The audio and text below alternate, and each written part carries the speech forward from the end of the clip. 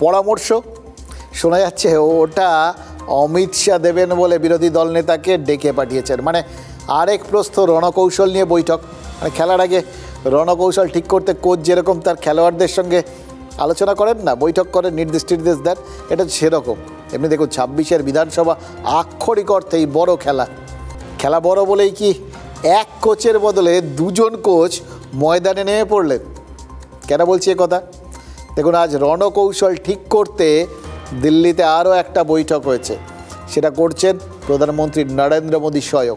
বৈঠকে বাংলার বিজেপি সাংসদদের ওই দিক নির্দেশ করা হয়েছে বলে শোনা যাচ্ছে। মানে তাদের কি করা উচিত, কিভাবে করবেন, কিভাবে প্রচারে যাবেন, এই সমস্ত ব্যাপার। অর্থাৎ আপনারা কি দেখছেন, একদিকে যখন বিরোধী দল নেতাকে ভোকাল টনিক দিচ্ছেন অমিত শাহ, তখন বঙ্গ বিজেপির সাংসদদের পেপটক দিচ্ছেন নরেন্দ্র মোদী, কৌশল বাতলে দিচ্ছেন। খেয়াল করে দেখুন, খেলা এক, খেলোয়াড়রাও এক, কিন্তু কোচ দুজন।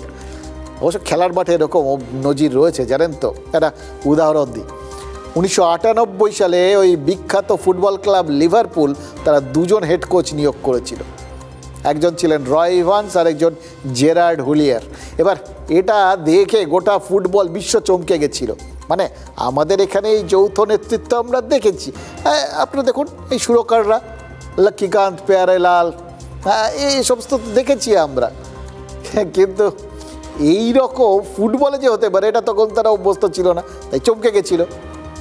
বিজেপির নেতৃত্বও কিন্তু এরকম দুজন হেড কোচের একসঙ্গে আন্ডারে চলছে এটা দেখিয়ে সবাইকে চমকে দিতে পারেন। অথচ জুটিতে লুটির ব্যাপারটা, এটা কিন্তু বিজেপির জন্য প্রমাণিত সত্য। মানে মোদি শাহ জুটিতেই একের পর এক সাফল্য আসছে বলে মনে করেন বিজেপির সমর্থকরা। এটা মানতে হবে। কল্যাণ বন্দ্যোপাধ্যায় তিনিও কিন্তু দুদিন আগে বলেছেন এই মোদির জন্যই যাবতীয় সাফল্য আসছে, তিনি যতদিন ততদিন বিজেপি। একজনের কৃতিত্ব স্বীকার করেছেন, কিন্তু স্বীকার তো করেছেন। বিজেপি যদি যৌথ নেতৃত্বে বিশ্বাসী হয় তাহলে তো কোনো কথাই নেই, অধিকন্তু ন দোষায়। এবার বাংলার বিজেপি নেতারাও বিশ্বাস করেন এই জুটিই কিন্তু তৃণমূলের খুঁটি উপড়ে ফেলবে।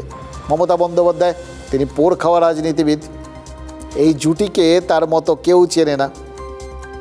ফলে তিনিও বুঝতে পারছেন যে জুটি সবসময় একার থেকে অনেক বেশি শক্তিশালী হয়। তাই জন্যই কি সেই পুরনো স্ট্র্যাটেজি ইংরেজ আমল থেকে যেটা চলতে দেখেছি আমরা, সেটাই মানে প্রয়োগ করার চেষ্টা করেছেন মুখ্যমন্ত্রী এই জুটিকে ভাঙতে। Divide and rule.